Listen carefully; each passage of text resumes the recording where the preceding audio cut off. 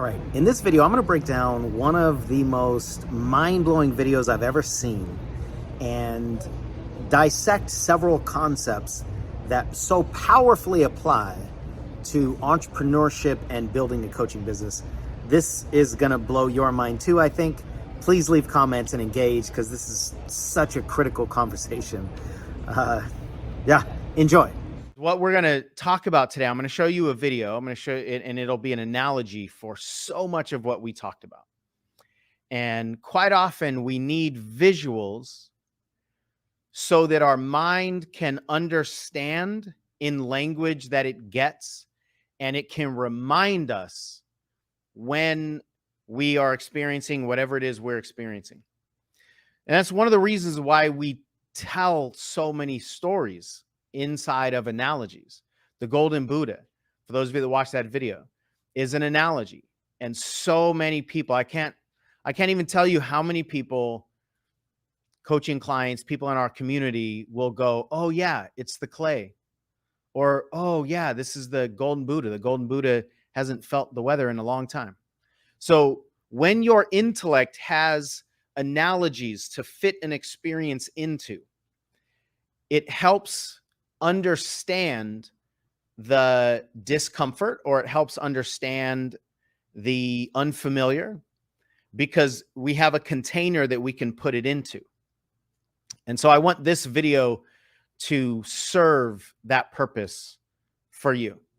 I saw this video like a really long time ago, but I don't know that I was even coaching coaches back then.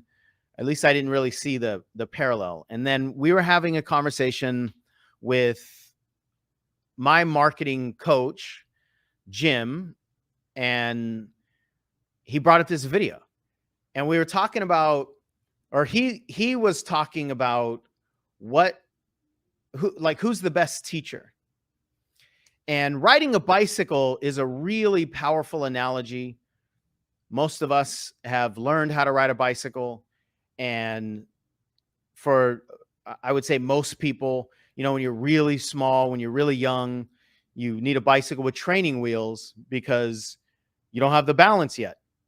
And if you don't have the training wheels, you'll probably fall and hurt yourself and so forth. By the way, I don't think training wheels are necessary. I think training wheels were designed by parents who don't want their kids to be hurt. But I also know not everybody uses training wheels. So there's actually, a potential debate on whether training wheels help or harm the learning process. And there are ways where it can harm the learning process. Maybe we'll get into that. But most people have a relatively similar experience in learning how to ride a bike. You got to get on the bike and you got to pedal, and if you're not pedaling, it's impossible to be balanced.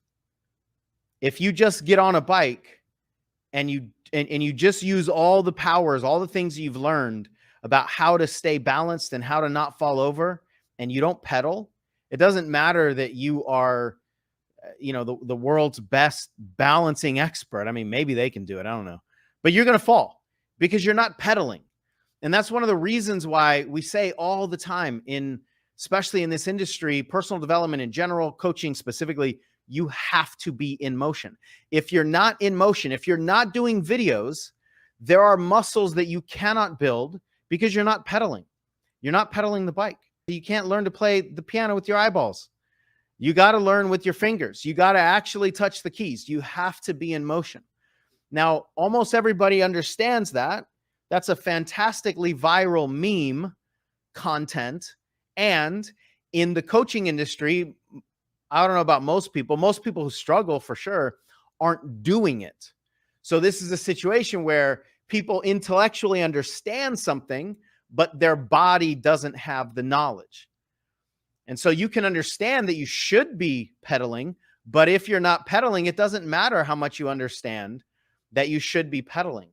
And there's this harsh reality in any endeavor that requires evolution, that requires you to grow in uncomfortable ways and requires you to build skill sets that are necessary to get you and keep you to the next level. That's another thing. Most people don't like the discomfort of recognizing when their body has failed them, or when their confidence has failed them, or when they're not competent to get to the next level. Most of us don't like experiencing that because we don't like the way it feels. But here's the thing. If you don't know what you need to learn to get to the next level, you can't get there. And if you do, miraculously, you can't stay there. So when we try to avoid what makes us feel uncomfortable in our current set of capacity skills, if we're going to avoid that, then we can't ever improve them. And if we can't ever improve them, then we'll never actually be trained to fulfill the purpose that is much bigger than our current capacity. That's the embodiment training. If you don't pedal and at some point fall off your bike, you'll never learn how to ride it. So there are so many analogies around bike riding specifically that fit coaching. And then our conversation with Jim resurfaced this video right here. And immediately we just saw all these parallels of what we've been talking about in these videos and what the journey is, the entrepreneurial journey and coaching and so forth.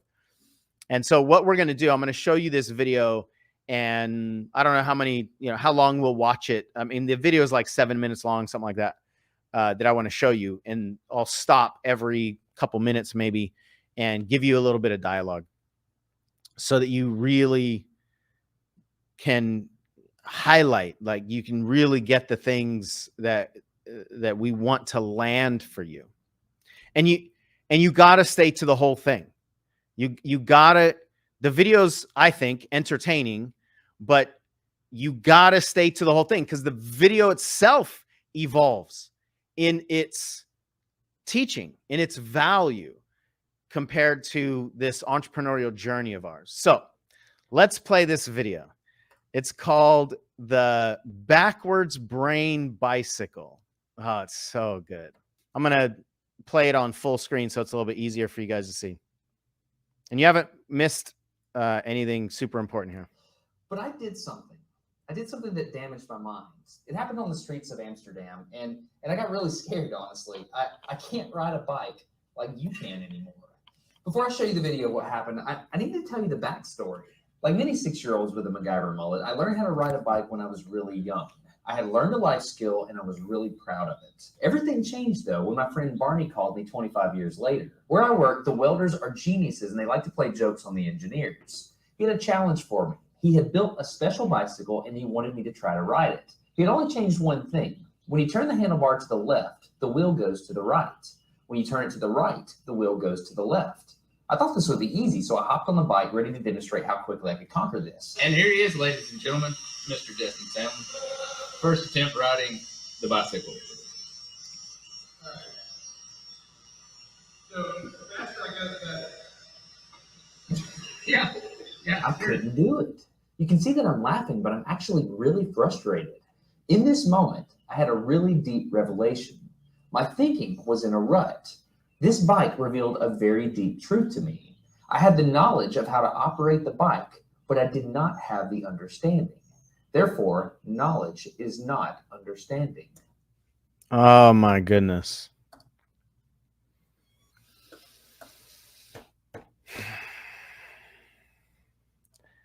Knowledge is not understanding. So he was told what was going to happen. He saw the bike. He's got 30 years of riding a bike experience. It's like, oh, okay, all I got to do is, instead of this one thing, I just got to do this other thing. I got it. And then immediate frustration, like he said.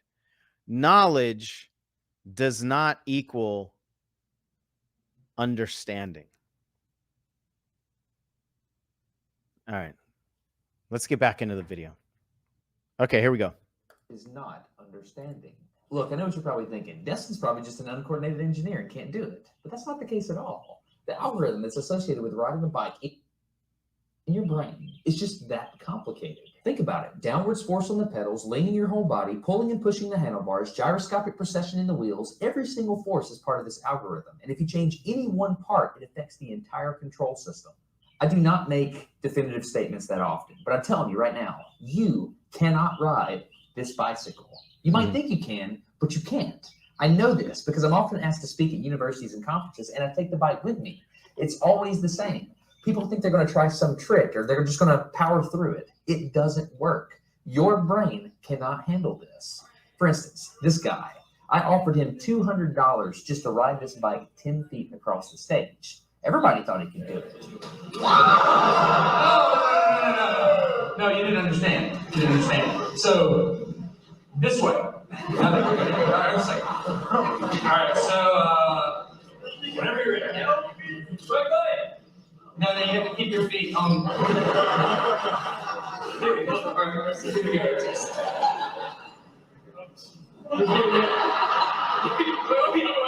Like, you gotta start rolling at least. And go.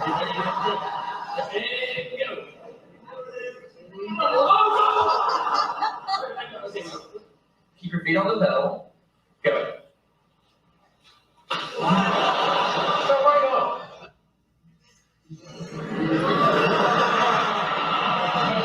Keep your feet on the pedals. Yeah, come on.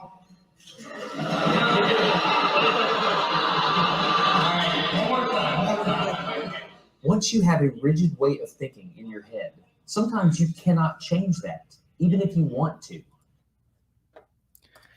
So everybody knows that the bicycle has different rules. Everybody knows that this is very simple.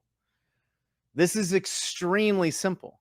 Instead of turning that way, if you really want to go that way, you just go the other way, right? It's simple, right?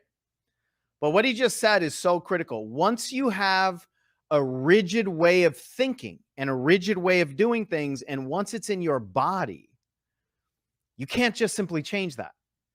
Even if you want to, even if you know exactly what to do. So I want you to think through your own filters. Have you ever known, let's keep this in the coaching context, as like trying to build a business as a coach, or you can open that up to personal development in some other way if you want. Have you ever known what to do very clearly and you just don't do it? Your brain knows what to do, but your body fails you. We're watching a video of that right now. Every single person knows what to do. He's holding money out in front of them. These people want to succeed. They've got the ego pressure. They don't want to be embarrassed. And if you notice, nobody even goes like half of a spin of a pedal before they fall off. They can't even get going because their brain is literally short-circuited. And here's another thing. Because their body is so confident in riding the bike, it creates even more of a distance. And I think that's one of the reasons why they're failing immediately and they're getting more frustrated, because this is something they should be able to do. If any of that is landing for you with your own circumstances, first of all, congratulations, because now you have awareness on it. Second of all, it's common. Like, this is what almost everybody goes through, myself included. But we just have to understand what's happening, and then ultimately we need to understand the solution. So back to the video.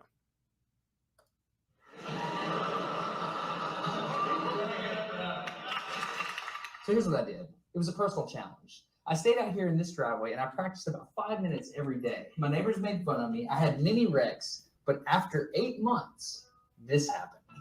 One day I couldn't ride the bike, and the next day I could. It was like I could feel some kind of pathway in my brain that was now unlocked. It was really weird though. It's like there's this trail in my brain, but if I wasn't paying close enough attention to it, my brain would easily lose that neural path and jump back onto the old road it was more familiar with. Any small distractions at all, like a cell phone ringing in my pocket, would instantly throw my brain back to the old control algorithm and I would wreck, but at least I could ride it. My son is the closest person to me genetically, and he's been riding a normal bike for 3 years. That's over half his life. I wanted to know how long it would take him to learn how to ride a backwards bike. All right. Oh, I'm over here like it's hard to not jump around and like scream, and because the whole reason I'm sharing with you this video is in the context of becoming an entrepreneur. And hopefully you can see a lot of things we've been talking about explained and visually demonstrated in this video. And this is all looking back wisdom. So 8 months, 5 minutes a day. And then it clicked. 8 months for 5 minutes a day, and then it clicked, because he's talking about neurological wiring. So here's the immediate question. How many of you are willing to fail for 5 minutes a day for 8 months? And I know the answer to that. Almost nobody. Unfortunately, the answer is almost nobody. Because we don't like failing, and I get it. And this isn't like a demeaning, talking down to everybody. We don't like failing. Our ego doesn't like it. It actually feels extremely uncomfortable when something like this should be working and it's not, and our ego gets in the way and our intellect gets in the way, and then we should on ourselves. And how many people have the dedication to fail for 8 straight months, 5 minutes a day, for that day of it clicking, for that moment? Most won't. The body will tell you not to. So again, if any of this is landing for you and you can see this in your journey, either as becoming a coach or any other path, then congratulations, because now you have awareness on what everybody goes through.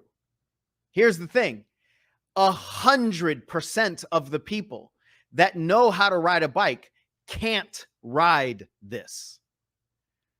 It's not a character flaw. And it's not because you're not motivated.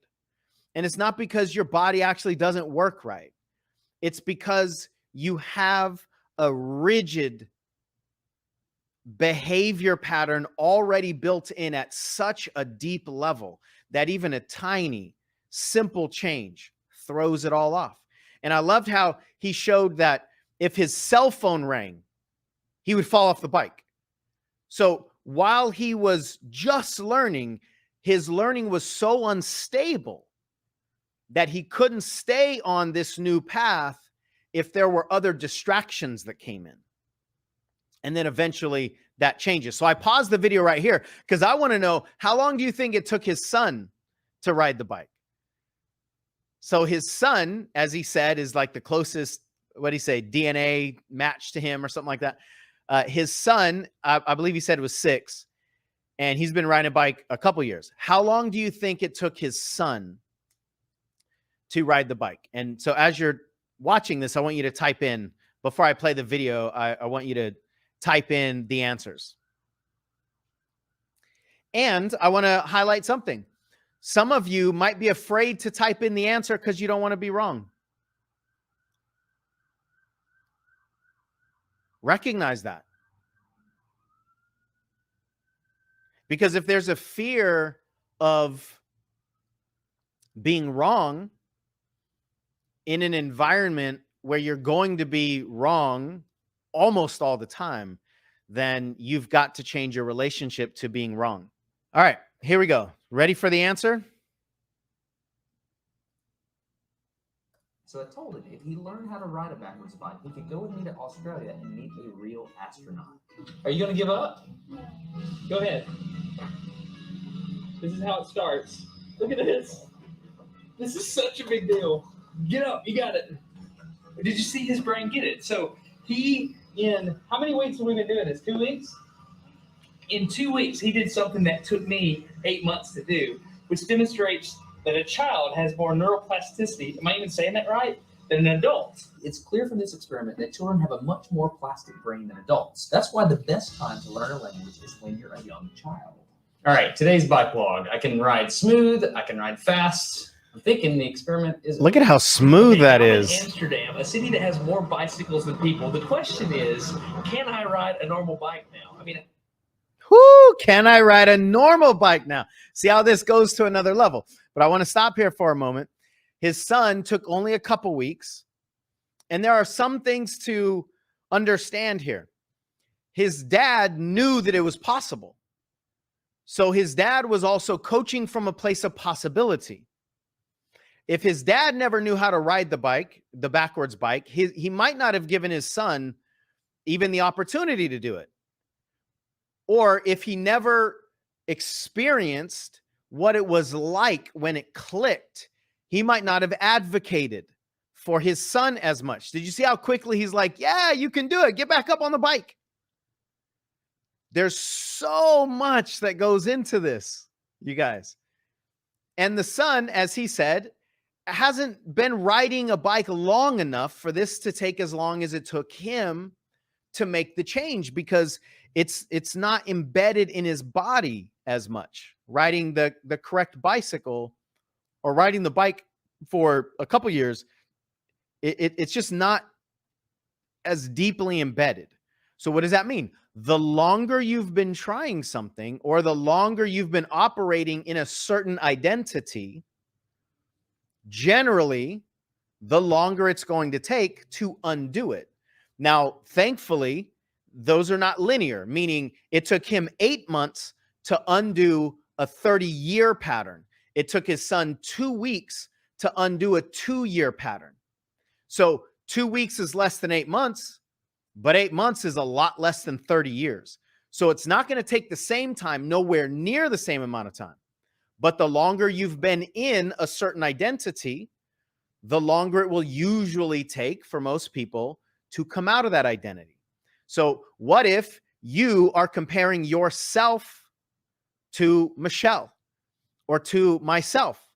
What if you're comparing your journey because you've been in the previous identity for a longer period of time to somebody else who's either been on the new path longer, or was in the old identity shorter, or for whatever reason is just doing it at a different pace than you? When you look to the left and right and see how everybody else is better than you, you're giving yourself a million reasons to stop. And that's why we just make it so much harder on ourselves. All right, back to the video. So now he's like, all right, I figured this out. Now let's see if I can ride a regular bike again. Let's see what happens. I have spent all this time unlearning how to ride the bike. If I go back and try to ride a normal one, will my brain mess up?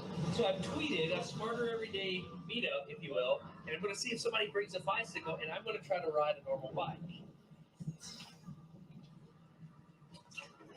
It's backwards. It's backwards. This was one of the most frustrating moments of my life. I had ridden a normal bike since I was 6, but in this moment, I couldn't do it anymore.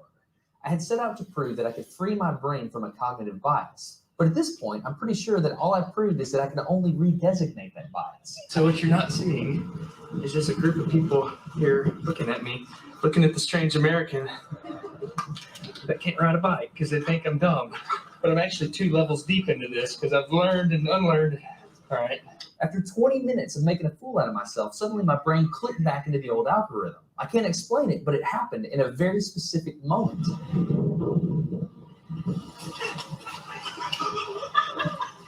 I got it. I'm back. Oh, it clicked. Hold it, it clicked. I got it. Okay, there it is. Look at that. Okay, I can ride a bike. I tried to explain this to the people around me, and they just didn't get it. They thought I was faking the previous 20 minutes, and I couldn't get anybody to believe me. That looked like I faked that, didn't it? Yeah. Just a fake. You think I'm faking. You don't believe me. You think I'm lying, don't you? I'm not lying. I felt like the only person on the planet who had ever unlearned how to ride a bike, and I couldn't articulate it to anyone because everybody just knew that you can't forget how to ride a bike. So look. You see why I was so lit up by this video? So what he said is it took him all this time to learn how to ride the backwards bike. And he thought that he would now have both muscles at his disposal. So put any bike underneath him and he's going to be good. But that's not how it worked. His brain had just switched tracks. But then when the circumstance changed again, it took a while for his brain to switch back. Now, this is as far as this experiment goes. I haven't looked to see if he's done more since then. This video was put up like 7 years ago. But my guess is if he kept going back and forth, the time it would take for him to switch tracks would be shorter. So it took him 20 minutes of failing on the bike that he'd been riding for 30 years.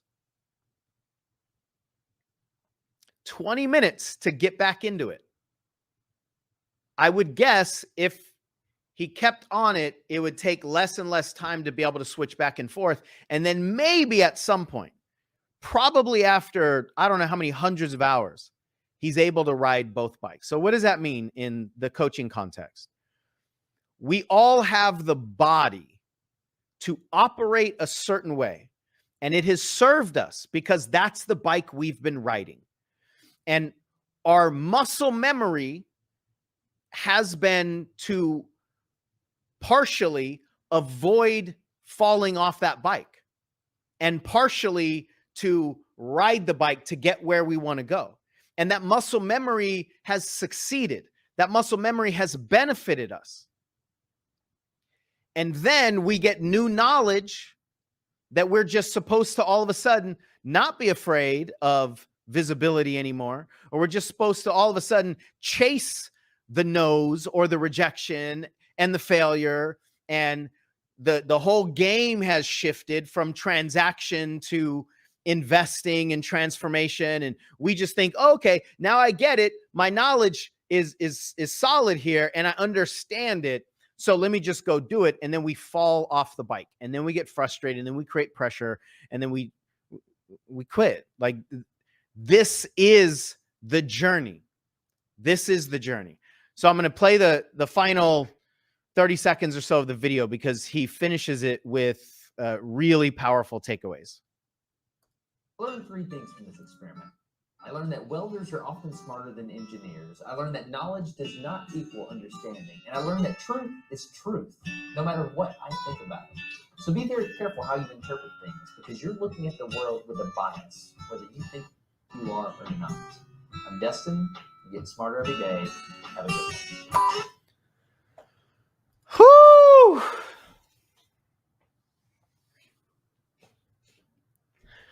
Truth is truth, no matter what you think about it.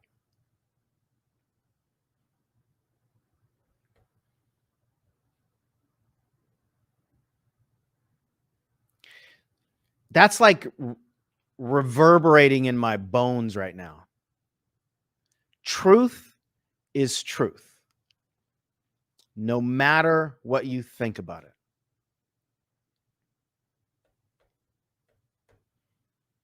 So one of the things I left out of the conversation that even led to this video is that Jim was having this conversation about,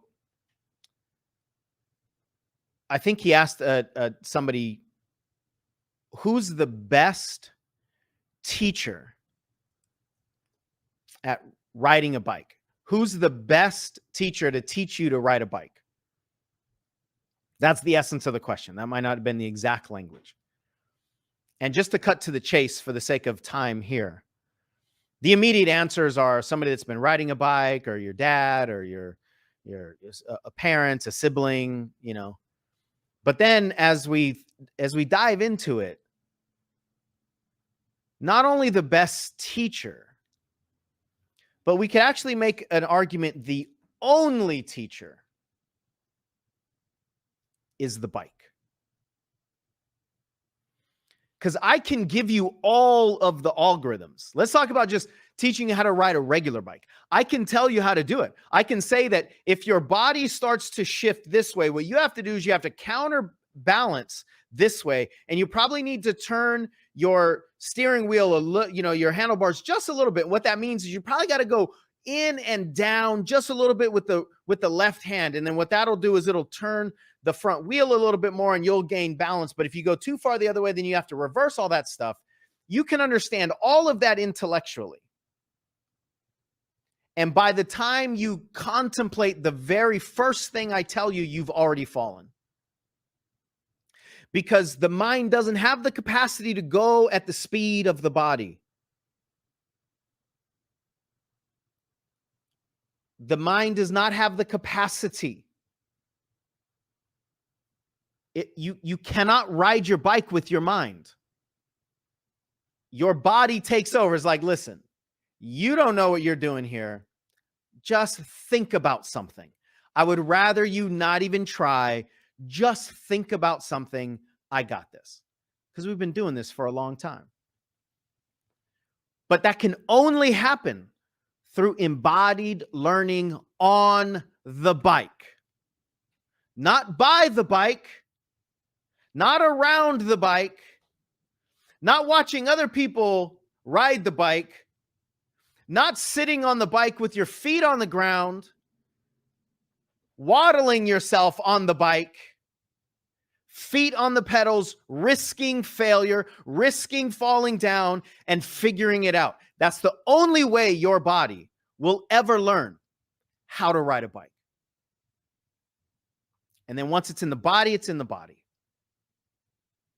And then when we try to change it, the body needs to relearn. And part of that is to unlearn everything that has already worked.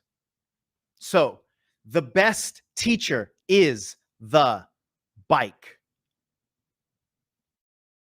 How do you get better on videos? Videos. How do you get better at writing content and dealing with feedback? Writing content and dealing with feedback. How does your body on the bike actually, assuming you know how to ride the bike, actually get more and more stable? Speed. Go faster. It's actually a lot easier to stay balanced with speed. So if you want to learn how to overcome your visibility challenges on video, go faster. It's not going to be comfortable. You'll fall off. You'll hate your first videos. You're not going to like a lot of the comments. Great. Go faster. How fast can you get back up on the bike and fall again?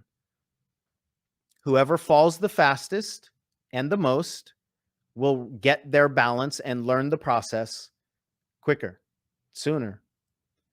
That's the process, you guys. And it doesn't matter what you think about the truth. The truth is the truth. But we don't want it to be. I know. I want to just understand it and be able to do it faster. Great. You'll die on the moon. The truth is the truth no matter what we think about it. And we've been protecting ourselves. Holy shit. I almost cried just now. The tears almost beat these words out of my mouth. We've been protecting ourselves from the truth our whole lives.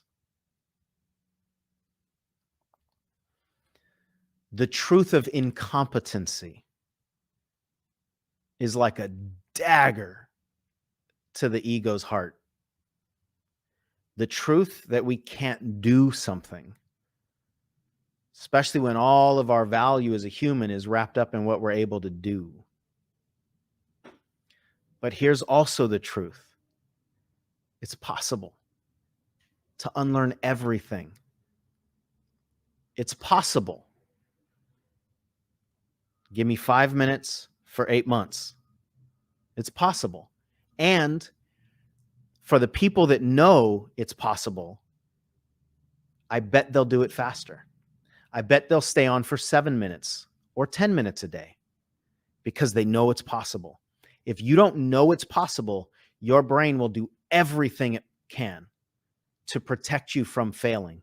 Because if you don't think it's possible anyway, It's just better to avoid the bad feelings.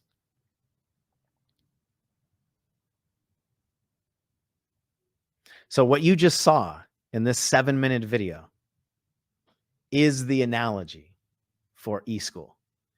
It's the analogy of what do we need to do to become an entrepreneur, to become one, not to learn about it, not to understand the 9 laws, not to be able to teach that stuff, not to intellectually be able to comprehend it, to become it. And the only way to become an entrepreneur is in the entrepreneurial sandbox. Swinging on the swings, sliding down the slides, getting sand in your shoes and in between your toes. Awesome. Get back up and swing again. Crazy, right? All right, if you enjoyed that video, check out that video right there. It's the 3 most important entrepreneurial muscles you need to build as a coach, and it's not what almost anybody's looking for, nor is it what most people are paying for, which is why most people don't make it. And when that's internal, then it's possible to stay resilient. It's possible to keep adapting. When it's external, it's virtually impossible.